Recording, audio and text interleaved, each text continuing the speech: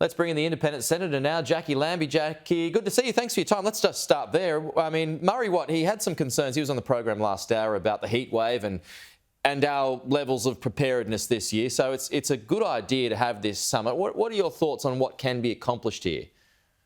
Oh, it would have been nice to know that summit was on, considering you've had a Senate Select Committee running around for 8 months and none of us are sitting at the table.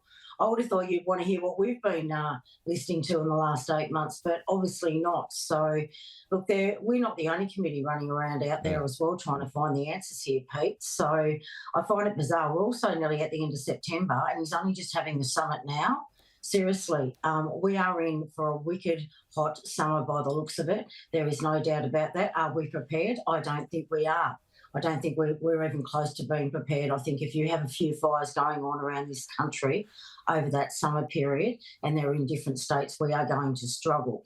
The other problem that we have, and I'm sure that Murray Watt is hearing what I'm hearing, is that every time that we go to these committee meetings and meet people and we say, what does it look like if defence isn't brought in? They go, we're stuffed.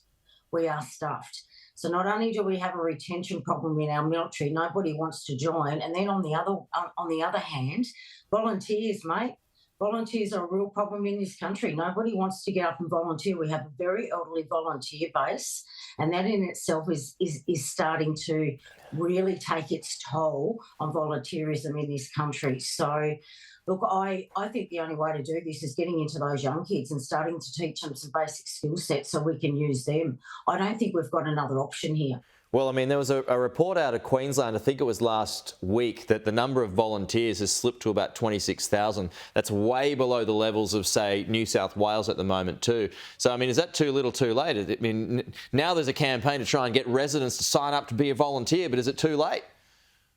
Look, it's never too late. You've got to keep asking for volunteers, but it's really these young kids. It's putting that volunteerism and patronism back into the country. And I think the only way that we can start that is hitting those kids either, in that grade 9 and 10 period when they're at high school and teaching them the basics so we can use them in the future. We don't have a choice here, and that's what we're going to have to do. There will have to be some sort of curriculum put in place at the high school level to teach these kids what they need to know. So we're going to need to rely on them. We don't have a choice, mate. Just moving on to the new polling out today, Jacqui, on The Voice, just 1/3 of the country will vote yes on these figures. Despite stronger campaigning, there's no uptick. So why isn't it translating in your view? It's really worrying. I don't see a plan B. In the meantime, by the time we get through this, if The Voice does go down, the other issue is they've basically just sat stagnant, comatose for 18 months and nothing's changed out in those communities. And I can tell you that, during that last 18 months, apart from going to Laverton in Western Australia, which I will try and get to by the end of the year, I've been around those cashless debit card areas where that cashless debit card was pulled from them. And I can tell you it has got worse in those communities since pulling that card. So I don't know whose voice they're listening to, but it really bothers me, even from the start, when the Northern Territory pulled its liquor restrictions. I mean, it took 6 months to see the disaster that was going to cause, mate.